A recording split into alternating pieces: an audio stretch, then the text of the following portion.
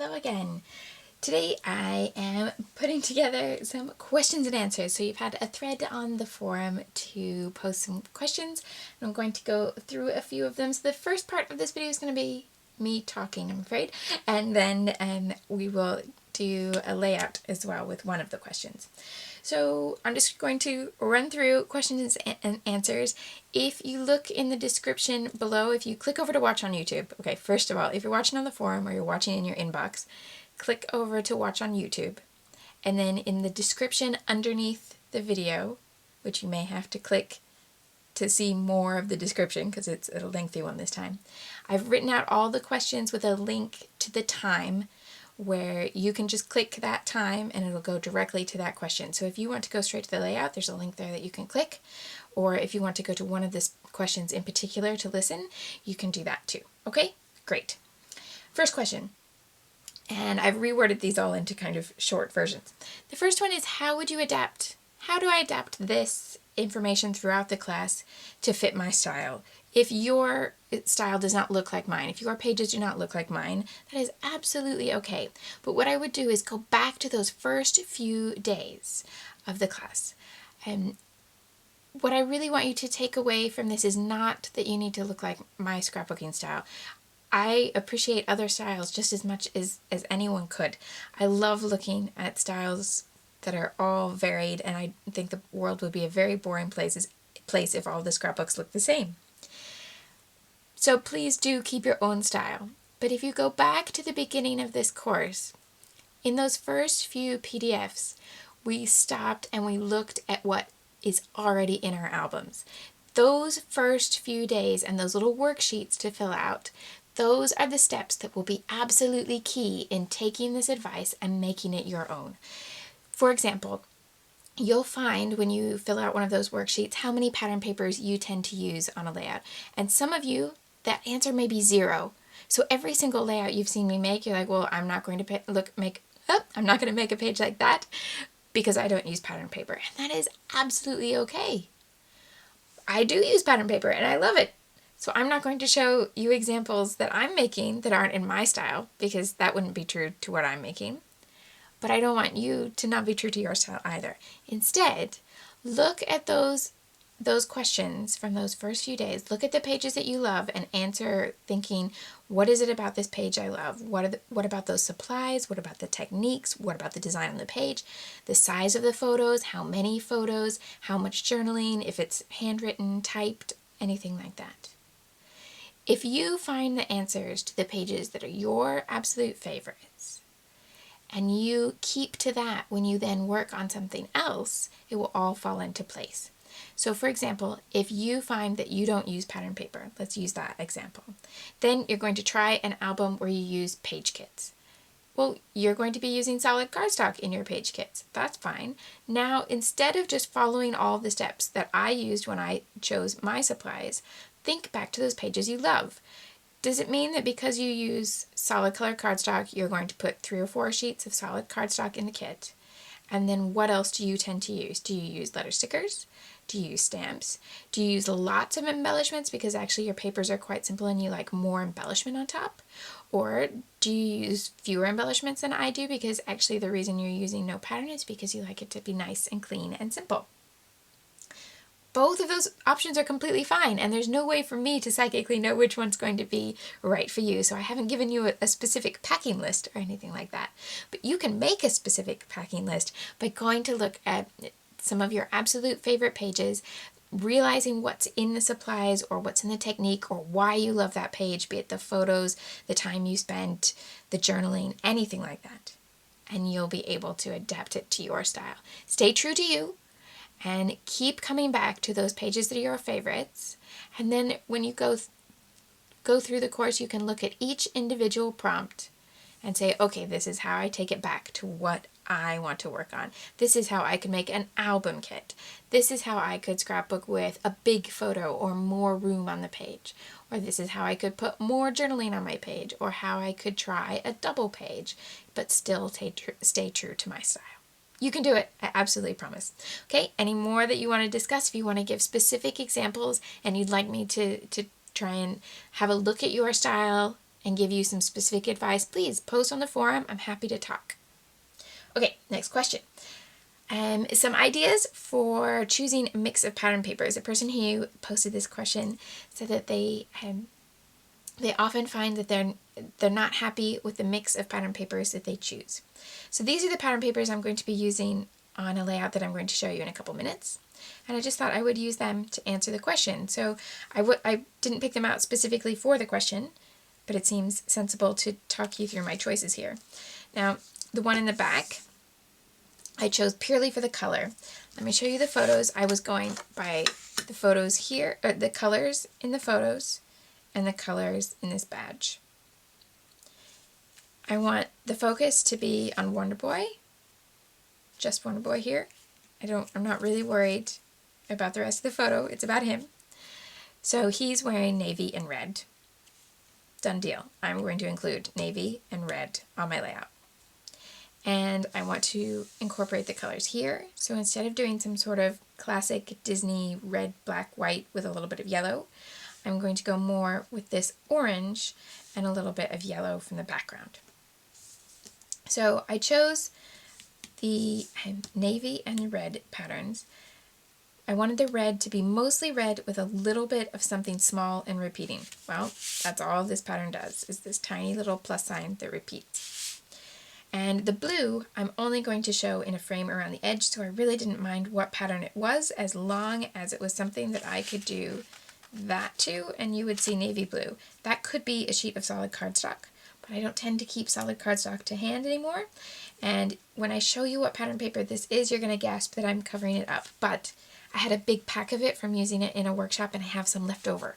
So that's why. It's this one. Eee! But I do have that other layout in my album that shows this, and I'll probably do it again. But for this particular instance, I didn't have a lot of other navy pattern. I've been using a lot of it at the moment, and I'm running low. I don't have navy cardstock. I had a surplus of this. I'm not going to want like 10 moonscapes in my album, so it makes sense for me to use it, and I'm not afraid to cover it up. But I know it might make you gasp. Sorry. But I would have likewise been happy with, say, a navy chevron or a navy stripe. A navy diagonal stripe looks nice as a frame. I just wanted something that would work around the edge.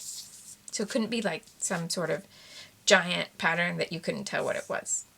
That would be distracting.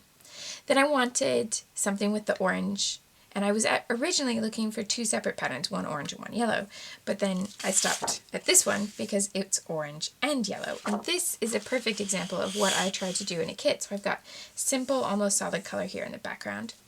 I've got a bold color, but simple, small, repetitive pattern. And then by the time I'm looking for a third pattern paper, I want something that is big. Not huge necessarily, but something that is not just tiny, subtle pattern, and something that's more colorful. This is a good example. So it's a floral. It's not giant, but it's definitely a bit more eye-catching than something like this. It does have a repeat, but the repeat is spread over a bigger part of the page. And it has that bright orange and yellow combination, but it's distressed a little bit, so it's softer. It's not going to glare against him. Now, obviously, if I scrapbooked it like this, yeah, the paper is a little distracting next to the photos. But by the time it's cut into a smaller piece and mixed with all these others, it's going to be okay. And so then to balance that kind of bold craziness of an orange and yellow vintage floral, I wanted something that was nice and neutral, and I actually wanted something that if I could have a little heart print without it being over the top, that would be lovely. And I found the perfect one. It's this Ellie Studio craft pattern with circles, and then some of the circles have tiny hearts. How perfect is that? So I have my nice neutral background. I've got two bold patterns here, and then I've thrown in a little bit of simple patterned vellum. It's just a little chevron that's going to soften those bold patterns if I needed to. Done. All my patterns are chosen. That's the sort of thing that I would do. However, there's lots more pattern paper talk in Glitter Girls archives, in Pretty Paper Party, which is another class here, and Scrapbook Remix, which is another class here, and pattern paper turns up in most of the classes that I teach. So if you want to continue to talk about pattern paper, you can do so on the forum, but you might want to check out any of those other classes if they happen to be in your library.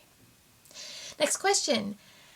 How do I choose which photos should go on the page? So when we have days where we take hundreds and hundreds of photos, what do you do to whittle it down to the ones that you are going to print and scrap? My advice for this is to set a timer and follow your gut. So if you're going to scrapbook just one page and you want to work on the very next page in your agenda, set that timer for 5 minutes. Look through them, pick whichever ones come to mind, and if you get to the 5 minutes without hitting print, you need to pick now. Just stop fretting about it and just choose. And I really, if I have a whole batch and I'm printing not to scrapbook today, but to just have ready to scrap, I print almost everything. I take out the horrible ones and I print the rest, because I print in bulk, where it ends up, if you print hundreds at a time, it ends up cheaper per print to have about 5 extras for every one you scrap. And so look at the maths of what the pricing is if you're doing 1 or 2 prints versus 100 prints. You may find you don't need to make a decision. Otherwise, when I go through my library, I find what works in little sets. And remember back those questions at the very beginning of the class. How many photos do you tend to put on a page? If you put 2 photos on most of your pages, pick pairs. If you like to scrapbook with 3, pick 3. If you equally like 1, 2, 3, 4, do that. And just see what numbers naturally fall into place. Now, if you like to put 20 on a page, you like double pages with lots of photos, then you could do more of an event on one page. Next question, how many albums do I have? 70 something? I've stopped counting at the moment, and I can't quite see all of them at the moment, so I can't give you an accurate count. I think about 70. And it's not a problem for me. One, I have absolutely no qualms if I get hit by a bus and they go in the bin. It's fine. I'm not going to worry about it. I actually have a list of my most important pages that my family are aware of, and they can go through the albums and pick other favorites that they want. They can do things like keep the wedding album might be useful, keep the baby album might be useful, but I have lots and lots of pages of us just doing everyday things, and if nobody wants to keep moving house with them, that's absolutely fine to me. I am okay with that. So I'm not sure I was always okay with that. I let me just put that out there. I don't think that I probably started scrapbooking thinking it will be okay that you can put this all in the bin when I die. But once you've made 70 albums worth of pages, you get there. I look at this and think, okay, yeah, it's a pain in the neck to move house. I've moved house several times with all these albums. It's not easy, I'll totally admit. But once they're in the house, they're easy for me because they have a home. And having my pages in albums is infinitely easier for me than having them in boxes. And I have the 5x5 Expedit from IKEA, which is that big bookshelf with 25 cubes that fit albums or supplies, because they're just over, I think they're about 13 inches square and about 15 inches deep. So you can put an album there, you could put your supplies there. And I can put 4 or 5, depending on how jam-packed the album is, in a cube. So I could easily put 100 albums in this bookshelf. So I have plenty of room. It's not a problem. I don't have albums like all over coming out my ears. I have one finite place. And I also have supplies in that shelf with the cubes that are left over.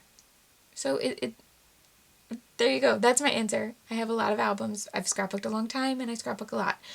It's not a race. It's just how many I have. There we go. Do I ink my edges anymore? Yes, I just I haven't inked my edges this month. Basically because I knew that I would need to work quickly to deal with the things I wanted to teach you in the time that I had. So I decided to streamline and I took out the inking. I haven't cried about it, but I probably will go back to inking soon-ish. Not tomorrow, soon-ish. How do you scrap yourself without it feeling narcissistic, without it feeling like you're saying, look at me, look at me, look at me? My first bit of advice is to just get over it. If you are making an entire album or entire volumes of albums maybe that was nothing but selfies with no writing and lots of expensive embellishments, and we're talking hundreds of pages, maybe that's the point where it starts to get a little narcissistic. I don't know. If you're scrapbooking your own photo and writing about your own memory, unless every single page is like, I am awesome and everyone else is rubbish, that's not narcissistic. That's keeping a journal. Your journal just happens to be crafty and have your photo in it. That's absolutely fine. I think it's just a case of we all, not all of us, it is common for us to think that we're not worth spending that time or that money or that effort or whatever. And so we don't put ourselves forward. I scrapbook a lot of kid photos now, and that's because I had a long time to scrapbook myself and my husband, and now I have a new subject to scrapbook. You have to take life as it happens, and it ended up that I had a lot of years to scrapbook myself. So I really hope that it's not completely narcissistic, because I have a lot of albums with pictures of me, and then you can spot the point in my shelf where I meet my husband, and suddenly there are pictures of both of us. That's the story. That's what I have to tell, because that's what I've lived. You tell what you lived, and I promise you that there will be things that other people find rewarding, be it your friends, be it partner, be it family. Somebody at some point will look and they will find it interesting what you said about yourself. And also, I don't really think it matters if no one ever sees it. If you find it an enjoyable process, if you find it beneficial to your head, if it helps you feel better, if it makes you happy, if it helps you get your thoughts on paper or just kind of shake things off, then it's good for you. Do it. There's nothing wrong with it. I definitely have used scrapbooking as therapy to come through not horrible, it's not like I was, at death's door or anything, but the rougher times of my life, I have definitely used scrapbooking to come through that. And it wasn't on a personal agenda, it was just what was making me feel better at the time. And in retrospect, I can see what I did. I used it as therapy. Fine. Don't fret. Nobody's going to stop to your house and say, oh my goodness, you're scrapbooking too many photos of yourself. You must stop this now. I promise you're not. Just go ahead and do it. Okay, and now the question that's going to have a layout, and that is how to include memorabilia in your album. And you're not going to like the first thing I'm going to say.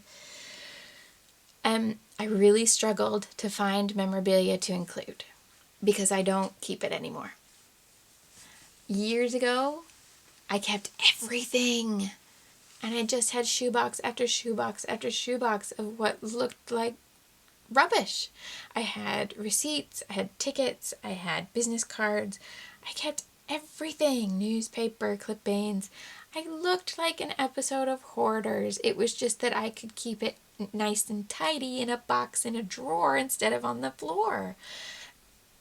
And one day it was a particular trip. I kept a lot of memorabilia when we went to Iceland in 2006, and I brought it home, and I kept working on the album, and I kept starting to put the things in, and then thought, nope, I don't like how that looks. I'll put it back in the bag with all the ephemera. And I just kept all this memorabilia for months and years and years, and then one day I looked at it and I went, half this stuff is faded, and it hasn't faded because it's been in the sun. It's been in nice, archival conditions in a little folder in a drawer, and as archival as I could get it without it being in an album and being in my house. It was well kept. It's faded, the papers are brittle, because those sorts of things are not meant to last forever. They're not built that way. And there were very few pieces that I found exciting anymore. The few pieces that I did find exciting, they never lived in that box. I came home and I put them on my bulletin board. They were sat there on my wall looking at me every day because those were the bits that were inspiring. So one day I looked at the bag and went, you know what? I'm done with this. I'm not going to scrapbook all this stuff. I'm going to scrapbook the 3 pieces that are on my bulletin board. They've been there for years. I'm ready to change the bulletin board around. I'm going to put those in my album. And that's all I did.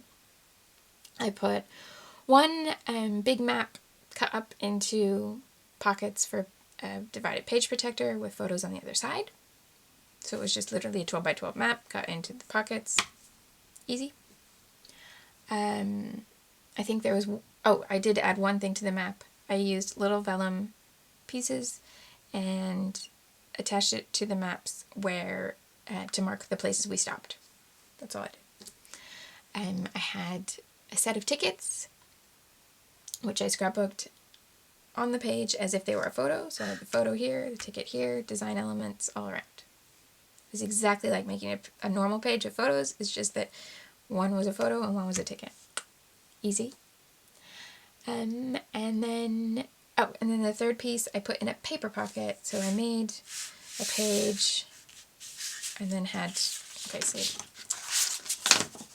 there's my background. Now I did this as a smaller scale. I think it was just half. But I just did a rectangle with adhesive on 3 sides and put my ephemera in there. Simple! I don't keep very much anymore, and that a lot of people have asked, why don't I have more ephemera in that round the world backpacking album? I must have lots of stuff from that trip that I've put in that album. No, I was living for 4 months out of my library bag. I had no room for ephemera. So the extent of my ephemera on that trip is a couple bits of foreign currency. I think 3 ticket stubs. Maybe a couple stickers from days out where sometimes if you join like a group trip, you get a little sticker to wear so they know that it's you. And I have one little cross-stitched heart that I bought in a market that I still keep in the same pocket that I've had ever since I got it because I felt like it was a little lucky charm. And one day I'll probably maybe sew it onto the album cover or something like that. But I did find this badge and it's from 2015, so it's going to go on my 2015 album. And it's something I did want to include. It's bulky, it's a little bit obnoxious, so I'm going to make a layout with it. But a lot of the things that I would suggest with ephemera were already mentioned on the forum. Divided page protectors are great, especially if you have odd shaped things and you want to do custom ones. You can do it with a sewing machine or you can do it with a fuse tool. You can just make the pocket to be the size of the ephemera and then fill the other pieces with more pieces of ephemera, more bits of memorabilia. You can make paper pockets if you don't like the look of the plastic pockets. You can just put it on a 12 by 12 page and maybe one photo and one pocket and put the stuff in there so that it's easy for you to get it out, because it's quite often that I don't want to glue my ephemera. Because something like a leaflet or something, if I'm saving it, it's probably because I want to be able to open it and look at it again. So clips, washi tape, because washi tape comes up even after ages now. It doesn't always stick again after ages, so you might need to add more washi tape. Depends on if that bothers you or not. And then the last thing I did, and this is what I did on the backpacking trip, and it's kind of what really changed how much ephemera I keep on a daily basis. I just take pictures of it. So instead of keeping one of every kind of currency that we had on the whole trip, I took a photo of the cash in every country. Yeah, one time I did get stopped on the street and told that it's illegal to do that. But I wasn't taking like a picture like this where I was trying to make like counterfeit currency. I would like pose it in my hands. Ah, beautiful. But I did get stopped by a bored police officer who wanted to make sure I knew that that was illegal. Sorry. Yeah, so that's my advice. If you have lots of ephemera and you don't know what to do with it, take a picture of it so you at least have it. The same advice for all of these questions really goes. That is, don't overthink it. If you want to keep lots of ephemera, just put it on your pages, get it in there, and don't worry about it. Or if you're somebody who wants to keep a lot of ephemera every single day, really, you want lots of everyday things like every business card from where you eat and the logo from different shops that you like and stuff like that, get a Smashbook or get some sort of little journal where you can just paste it in as you go rather than trying to keep up and put it into your album. Because you're then going to need, say I was keeping every business card from a restaurant and every, like a torn out logo from everywhere I shopped. Well, where do those pages come in the priority of what I want to scrap? I'm going to have to get through the pages that are, like, oh, this is my favorite photo, I want to get on a layout, before I ever get to, I want to scrap my lunch from last week. But if your priority is, I want to scrap last week's lunch, then you're good. You can go ahead and put it to work. Okay, I'm going to go ahead and make a page with this. It's going to be relatively quick. You've heard me talk for a long time, and you can probably even guess that my voice is starting to go a little bit. Sorry if it sounds too gravelly. Let's go ahead and put this together.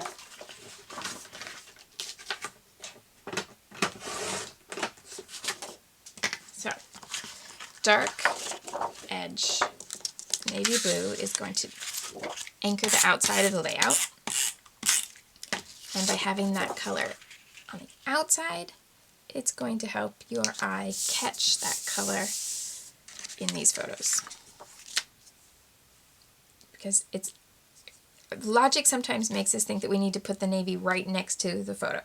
Instead having it on the outside kind of tells your eye to zone in on this color inside the frame. So there we go. I'm going to do some horizontal lines with my simple and my busy patterns.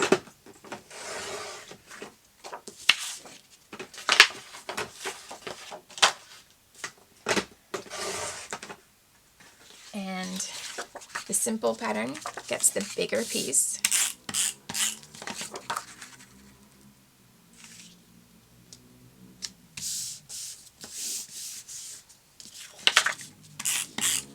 So that this pattern is not overwhelming. Now I'm going to cut these photos apart with a little white frame around the edge, and then I'm going to use the vellum to soften that behind, have a softer layer behind the photos and on top of that bold pattern.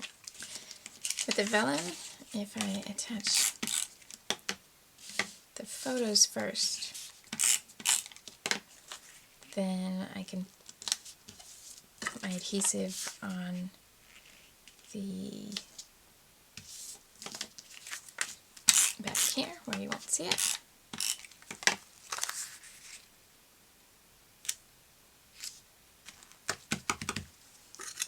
Okay, this is going to form a big anchor to my embellishment. So I want a journaling card that's going to go here. I want embellishment that's going to come up here, link in just a little piece here behind that, and come down to here. And I think I'm just going to use this as the title, unless once I get the journaling on, if it feels like it needs some other letter stickers, but I think I'm just going to use that. It's bold enough, and he's looking kind of right at it there, so I think that will help. Okay, journaling's in place so now everything else from here can be embellishment, and I'm not going to run out of room. The top of this journaling card is here, so I just figured that would work as a way to get that diagonal line. And how to attach this? I think I'm going to need like a giant stack of foam squares. Let's see.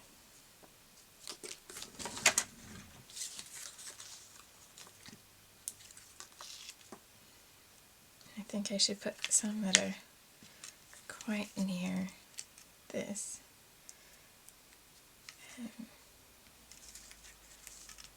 I'll try this. Okay, so I'm just going to make a little mountain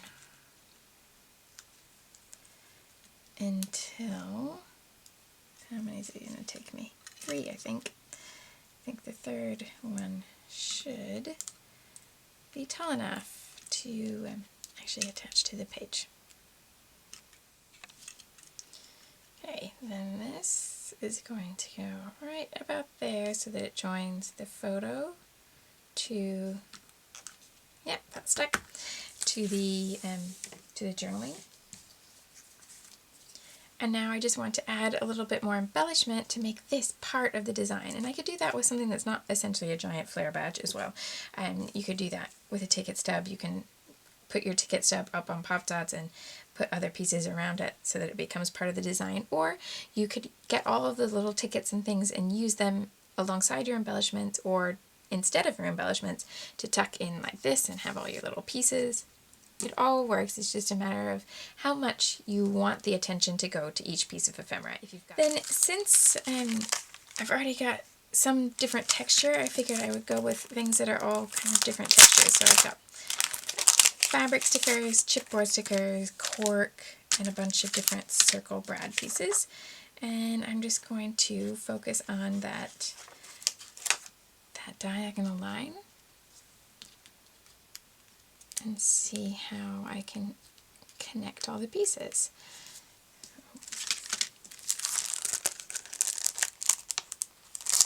I tend to find that if I can get one little formula that works, so I've got a fabric piece with a cork circle. What else is my little formula going to be?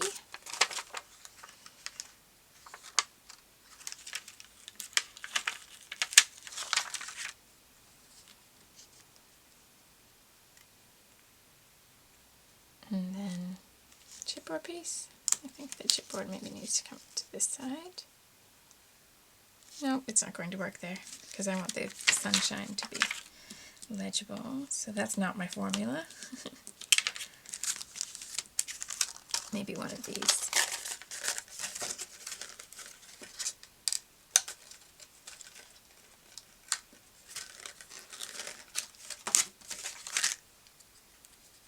Yeah, that's better.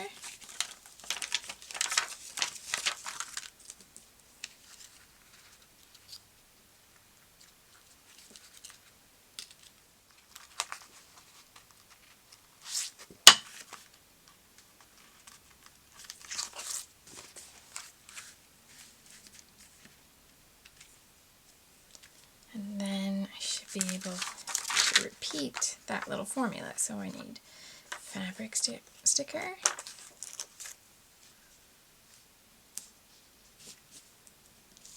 and a cork sticker,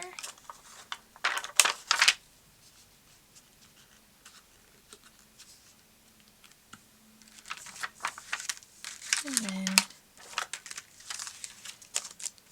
a little brad with a banner.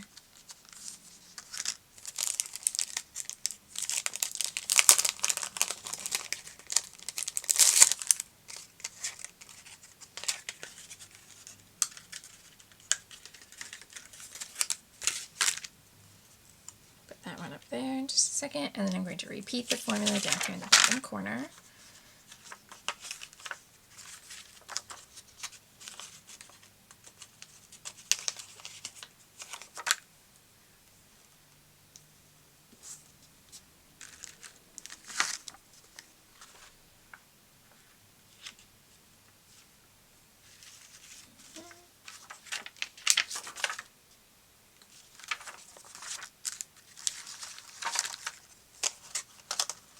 I know it doesn't have a banner, but I'm going to use the big red heart for this one. And it's okay to change the formula. I mean, obviously it's okay to change the formula, but I'm changing it here because I want this grouping to be smaller. I like for there to always be one big, one medium, one small grouping, if I can do it.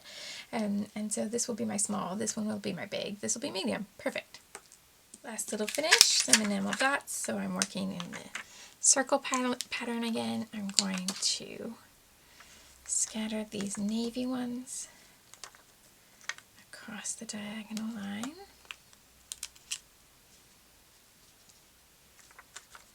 And then the same thing with the yellow.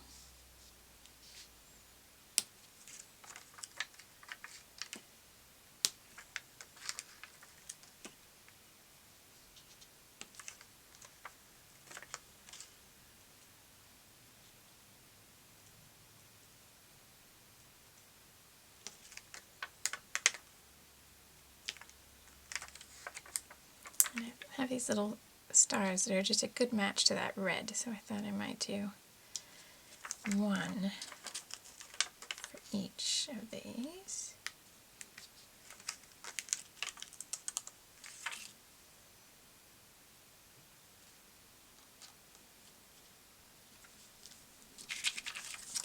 And I think it needs some gold. Doesn't it need some gold? Okay. So is there anything I've done differently to include memorabilia than how I would normally scrapbook? Not really. So do we overthink it when it comes to memorabilia? I don't know, maybe. Or maybe there are amazing other answers out there that are just not the way I think. Actually, probably both. So there you go. One last layout that's going to go in my 2015 album. Thank you so much for joining me, not just today, but for the whole class. And please, if you want to talk about anything else, still come to that questions and answers thread if you want to pose another question. And there will probably be other questions that were posted after this closed for the video, so then I'll just keep answering them on the forum, and I might pass some to my sparkly friend Glitter Girl, who will be back to creating videos every Wednesday. Okay, that's enough. Thank you, and I hope to see you soon. Bye-bye.